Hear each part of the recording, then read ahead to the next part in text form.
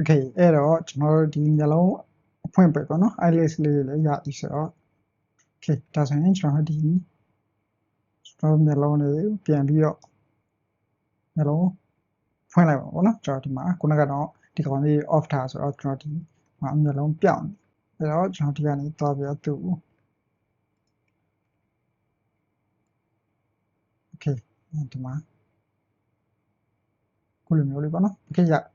အဲ့တော့ရပြီဆိုတော့ကျွန်တော်ဒီကောင်ကိုဒါလှည့်ကြည့်လိုက်ပါပေါ့နော် sorry okay လှည့်ကြည့်လိုက်မယ်ဆိုရင်ကျွန်တော်ဒီမှာကြည့်လိုက်မယ်ဆိုရင်အခုလိုမျိုးကြီးချိုင်းခွက်ကြီးတွေဖြစ်သွားပါတော့ okay အဲ့တော့ကျွန်တော်ရှေ့ကလှုပ်လိုက်နောက်ကဝိတ်ပိန်ကပြီးသွားလိုက်ပေါ့နော်အဲ့လိုကြီးဖြစ်နေနော်အဲ့တော့အဲ့ဒါတွေကိုရှေ့ကလှုပ်လိုက်ပြီးရင်ဝိတ်ပိန်ပြန်ဖာလိုက်အဲ့လိုကြီးဖြစ်နေ okay ဒီမှာဆိုလည်းကြည့်လိုက်မယ်ဆိုရင်ကျွန်တော်တို့ဒီမျက်လုံး eyelids ကိုချိတ်ပြီးသွားတဲ့အချိန်မှာကျွန်တော်တို့ခေါင်းလှည့်လိုက်တဲ့အချိန်မှာအခုလိုမျိုးတွေဖြစ်နေပါတော့ okay အဲ့တော့အဲ့ဒါလေးတွေပြန်ပြီးတော့လိုက်မယ် okay ဒါဆိုရင်ကျွန်တော်တို့ဒီ face နဲ့ face လို့ပေါ့နော်ဒီ bond နှစ်ခုကဒီကောင်မှာ weight pain လုပ်တဲ့အချိန်မှာဒီနှစ်ခုကဒါလွတ်သွားမှာနော်ကျွန်တော် weight pain လွတ်သွားတာအဲ့တော့အဲ့ဒါလေးလိုက်ပြီး weight pain ထပ်လိုက်မယ်ဒီဒါဆိုရင်ဒီကောင်အတိုင်းလေးထားလိုက်မယ်ပြီးရင်ကျွန်တော်တို့ weight pain သွားလိုက်မယ်ပြီးရင်တော့ကျွန်တော်ဒီ face လို့ပေါ့နော် face လို့ဒီ face လို့မှာကျွန်တော် strap ကိုနည်းနည်းလေး short လိုက်မယ် okay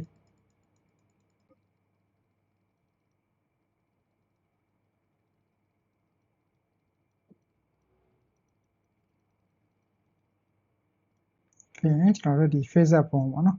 okay သူ့လည်းဒီမှာနည်းနည်းလေးပြန်ပြီးလိုက်လိုက်ဘာဖြစ်လဲဆိုတော့ကျွန်တော်တို့ဒီ bond နှစ်ခုကြားပေါ့နော် bond နှစ်ခုကြားကျွန်တော်ဒီခုန eyelids လေးလောက်လိုက်တဲ့ bond ရယ်ကျွန်တော်ဒီကောင်ပေါ့နော်ခုဆိုရင်ဒါ face up ပေါ်ထားပါအဲ့ဒီ bond နှစ်ခုကြားကို weight pain မဟုတ်ဘဲ weight pain မလုံးမိဘဲနဲ့ဟသွားတာပေါ့နော်ဟသွားဖြစ်တဲ့အတွက်ကျွန်တော်တို့ဒီလွတ်သွားတာကျွန်တော်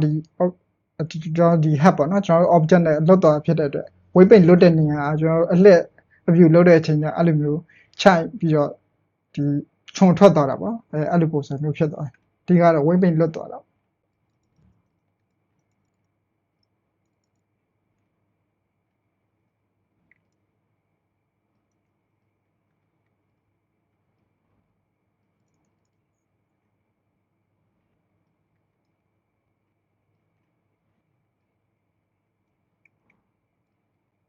โอเคဒါဆိုရင်ကျွန်တော် weight pain လိုက်ဖြီတာတော့အဆင်ပြေသွားပြီပေါ့နော်အဲ့တော့ကျွန်တော်ဒီကောင်လေးတွေကိုပြန်ပြီးတော့ကျွန်တော် eyelids လေးတွေကိုပြန်ပြီးတော့လှုပ်ကြည့်လိုက်မယ်โอเคကျွန်တော်ခုနကတော့လိုက်လိုက်တာဖြစ်တဲ့အတွက်သူ့ကိုလည်းသွားပြီးတော့ထိကောင်းထိနိုင်တယ်โอเคဒါဆိုရင်သိကြတယ်ဒီမှာကျွန်တော်ဒီမှာသွားထိနေပေါ့နော်ဒီမှာဒီနားမှာဘာဖြစ်လဲဆိုတော့ကျွန်တော်ခုနကတော့ဒီ face up ပေါ့နော် face up ဘုံရဲ့ weight pain ကိုဒီကိုသွားပြီးတော့ယူလိုက်တာဖြစ်တဲ့အတွက်ဒီမှာဒီဘုံကလွတ်သွားနော်အဲ့တော့အဲ့ဒါလေးပြန်ပြီးတော့လိုက်ပြီးဖြည့်မှာပေါ့နော်အဲ့တော့ဒီကောင်ကိုဒီဘုံကိုကျွန်တော်တို့ inform off ထားလိုက်နောက်မှဆိုရင်ကျွန်တော်ဒီဘုံတွေရှုပ်အဲ့တော့သူ့ကိုကျွန်တော် weight pain သွားလိုက်ပြီးရင်တော့ဒီ eyelids f1 Q2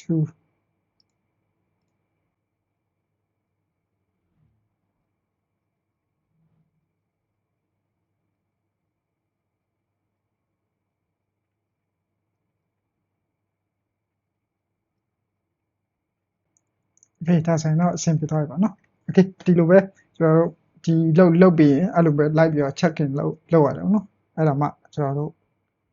ခုလိုမျိုးလေး smooth ဖြစ်နေရမှာโอเค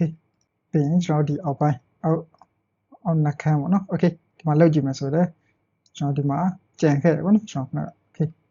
အဲ့ဒါလေးလည်းပြန်ပြီးလိုက်သူကြတော့ဒီက live low စစ်ပေါ့เนาะโอเค live low 5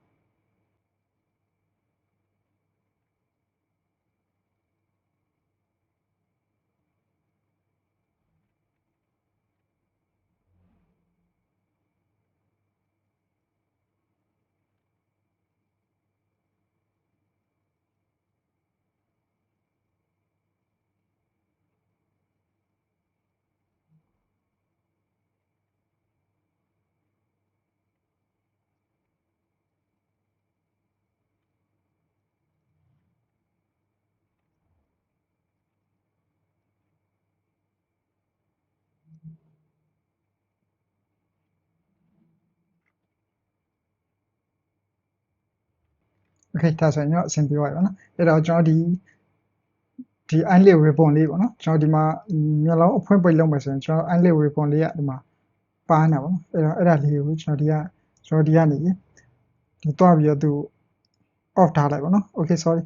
ကျွန်တော်ဒီမှာ off ထားလိုက် okay ဒီမှာ camera မှာလည်း off ထားလိုက်ပေါ့နော်ကျွန်တော်ဒီ render ထုတ်တဲ့အချိန်ကျရင်ကျွန်တော်ဒီ camera off ထားပြီးဆိုကျွန်တော်ဒီမလိုလားအပ်တဲ့ဒီကောင်တွေပါလာပေါ့နော်ပြီးရင်နောက်ပြီးတော့ဒီမှာရှိမယ်ပေါ့နော်ကျွန်တော်ခုနကဆိုရင်ဒီ eye string ကပေါ့နော်ဒီလောက်ထားတဲ့ဟာကျွန်တော်သူ့ hamper အနေနဲ့ထည့်တဲ့အရာတွေဆိုရင်သူ့ကိုကျွန်တော် camera off ထားဖို့လိုတယ်ပေါ့နော်အဲ့ဒါမှတာနေနောက်မို့ဆိုရင်ကျွန်တော်တို့ကဒီဟာကိုကျွန်တော် hamper အနေနဲ့ဒါကျွန်တော်တို့ကခေါ်ထားတာပေါ့နော်နောက်ဒီ render ထုတ်တဲ့အချိန်ကျဒီကောင်ကြီးကပါနေကျွန်တော်တို့ဒီ reset မကောင်းဘူးနော် okay ဒါဆိုရင်ရပြီပေါ့နော်ရပြီဆိုတော့ကျွန်တော်နောက်ထပ်မျက်လုံးလေးပေါ့နော်ကျွန်တော်ဒီမျက်လုံးလှုပ်လိုက်တဲ့အချိန်ကျရင် okay မျက်လုံးလှုပ်တဲ့အချိန်ကျကျွန်တော်ဒီ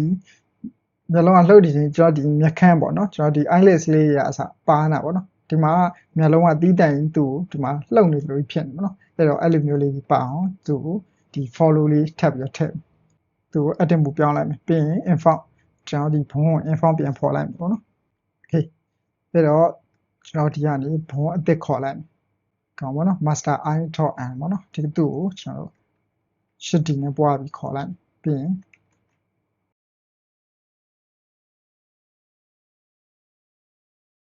သူ့ကြတော့ကျွန်တော် name ပေးလိုက်မယ် mch eyelid follow dot and ပေါ့နော်ဒီလိုပေးလိုက် okay ပြီးရင်သူ color လေးနဲ့ချိန်လိုက် color သူအစိမ်းလေးပေးလိုက်ပေါ့နော် okay ပြီးရင်နောက်ထပ်ဘုံတစ်ခုအဲ့တော့ edit မှုပြောင်းလိုက်မယ်ပြီးရင်တော့သူရှစ်ဒီနဲ့ထပ်ပွားလိုက် site ကိုနည်းနည်းလေးပေးလိုက် okay သူ့ကြတော့ကျွန်တော်တို့က corner ပေါ့နော်ပြီးရင်တော့ဒီခုကျွန်တော်တို့အသက်ယူလိုက်တဲ့ဒီ eyelid follow ဘုံနှစ်ခုပေါ့နော်အဲ့နှစ်ခုကကျွန်တော်ဒီmaster eye dot and ပေါ့နော်သူ့ကို key offset လုပ် okay အဲ့ဒါမှတည်းနဲ့ကျွန်တော်မျက်လုံးတစ်ခုလုံးပေါ့နော်ဒီသူဘုံအုပ်စုမှာပါမှာပေါ့နော်နောက်မဆိုသူကတီးတိုင်ခွဲထွက်နေ okay ပြီးရင်ကျွန်တော်တို့ဒီအပေါ်နဲ့အောက်ပေါ့နော်ကျွန်တော်ဒီ control ဘုံနှစ်ခုကကျွန်တော်တို့ဒီခုနက eyelid follow ပေါ့နော် okay သူ့ကို key offset လုပ်ပြီးရင် make key offset okay ပြီးရင်ကျွန်တော် corner နှစ်ခု corner ဒီဘုံနှစ်ခုပေါ့နော်သူကကျွန်တော်ခုနကဒီ mch eyelid corner ဒီ follow ဆိုပြီးထည့်လိုက်တဲ့အဲ့ဒီကောင်ကိုကျွန်တော်တို့ make key offset လုပ် okay အဲ့ဆိုရင်ကျွန်တော်တို့ဒီ post မှုသွားပြီးတော့အဲ့ဒီကောင်လှုပ်ကြည့်မယ်ဆိုရင်ကျွန်တော်တို့ဒီဘေးနာ corner နှစ်ခုပါမယ်နောက်ထပ်ဒီကောင်ပေါ့နော်သူလှုပ်မယ်ဆိုရင်ဒီလိုမျိုးပါမှာပေါ့နော် okay အဲ့တော့ပြီးရင်သူ့ကိုကျွန်တော်တို့ဒီ constraint ပေါ့နော် constraint သွားလိုက်သွားပြီးတော့သူ့ကိုကျွန်တော် copy rotation လုပ်မယ်ပြီးရင်ဒီ target ကဘုံကျွန်တော်တို့ wish မျိုးစားကျွန်တော်တို့ဘယ်ဦး wish ပေါ့နော်ပြီးတော့မှဘုံကပါလဲဆိုတော့ဒီ default eye ပေါ့နော် default eye dot and okay ဒီဘုံကိုကျွန်တော်တို့ကဒီ copy rotation လုပ်အဲ့တော့ကျွန်တော်တို့ဒီမျက်လုံးလှုပ်တာနဲ့ကျွန်တော်ဒီကောက်မှာပါအောင်အဲ့လိုမျိုး plan ချိတ်လိုက်တာပေါ့နော် copy rotation okay အဲ့ဒါဆိုရင်ကျွန်တော်ဒီကနေဒီကနေမျက်လုံးဆန့်ပြီးတော့ကျွန်တော်လှုပ်လိုက်မယ်ဆိုရင် okay ဒီမှာဒီလိုမျိုးလှုပ်သွားပြီပေါ့နော်ဒါပေမဲ့ကျွန်တော်တို့ဒီမှာဘယ်လိုလှုပ်ထားလဲဆိုရင်သူ့ပြန်သွားလိုက်မယ်ပြန်သွားပြီးတော့ကျွန်တော်ဒီ inferior မှာ1ပေါ့နော်အတိ 100% ထည့်ထားဖြစ်တဲ့အတွက်ကျွန်တော်မျက်လုံးကလှုပ်သမျှဟာအကုန်လုံးကသူက copy rotation လုပ်တာဖြစ်တဲ့အတွက် 100%သူလဲလိုက်ပြီးတော့ rotate လုပ်မှာပေါ့နော်အဲ့လိုမဟုတ်ဘဲနဲ့ကျွန်တော်မျက်လုံးကဒီ 100% သွားရဆိုရင်ကျွန်တော်တို့ eyelid ကလေးကဒီ 50% လောက်ပေါ့နော် 50% လောက်ပဲကျွန်တော်လိုက်ပြီးလှုပ်တဲ့ပုံစံမျိုးဆိုရင်ကျွန်တော်ဒီက 0.5 လောက်ပဲထားလိုက်မယ် okay အဲ့ဆိုရင်ကျွန်တော်တို့ခုနကဒီကောင်လေးကိုသွားပြီးတော့ပြန်ပြီးလှုပ်ကြည့်လိုက်မယ် okay အဲ့ဆိုရင်ခုနကလိုမဟုတ်တော့ဘူးကျွန်တော်မျက်လုံးလေးကဒီမှာဒါတွက်နေပြီပဲကျွန်တော်တို့ခုန eyelid ကအရင် 100% မလိုက်တော့ဘူးเนาะမကြည့်လိုက်မယ် okay ဒါပေမဲ့ကျွန်တော်ဒီမှာဆောင်းလိုက်မယ်ဟိုဘက်ဒီဘက်ဆောင်းလိုက်မယ်ဆိုရင်ကျွန်တော်တို့ဟိုဘက်ဒီဘက်corner နှစ်ခုပေါ့เนาะကျွန်တော်ဒီ down မျက်လုံး down နှစ်ခုကမပါသေးဘူး okay အဲ့ဒါကိုလည်းကျွန်တော်ခုထပ်ပြီးတော့ခုနကလိုပဲ copy rotation အဲ့ဒီဘုံကိုလည်းလောက်မယ်အဲ့တော့ corner follow ပေါ့နော်ဒီမှာကြည့်မယ်ဆိုရင်ကျွန်တော်ဒီဘုံကိုလည်းဒီမှာကြည့်မယ်ဆိုရင်ဒီမှာပေါ့နော်အဲ့တော့အဲ့ဒါကိုလည်းကျွန်တော်တို့ခု copy rotation လုပ်မယ်ခုနကလိုပဲဒီကောင်က for i.n ပေါ့နော် okay သူ့ကိုလည်းကျွန်တော်တို့ point သူ့ကိုကြတော့ကျွန်တော်အရင်ကြီးမလုပ်ဘူး 0.3 လောက်ပဲထားလိုက်မယ် okay ဒါဆိုရင်ဒီကနေသွားပြီးတော့သူလောက်ကြည့်လိုက်မယ် okay ဒါဆိုရင်ဒီမှာကြည့်လိုက်မယ်ဆိုရင်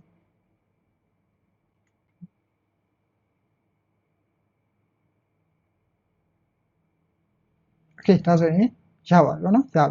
ပြီဆိုတော့သူ့ကိုကျွန်တော်တို့ဟိုဘက်ကို symmetric နဲ့ mirror ပွားလိုက်မယ်အဲ့တော့ဒီမှာကျွန်တော်တို့ခုနှစ်ယူလိုက်တဲ့ဘုံမှန်မှန်ကိုလည်းကျွန်တော်ဒီမှာလည်းကြည့်လို့ရတယ်လို့ကျွန်တော်ဒီပုံမှာเนาะအဲ့လိုအဲ့ဒါကြည့်ဖို့ကလည်းကျွန်တော်ဒီဘက်မှာရှိတဲ့ဒီမှာ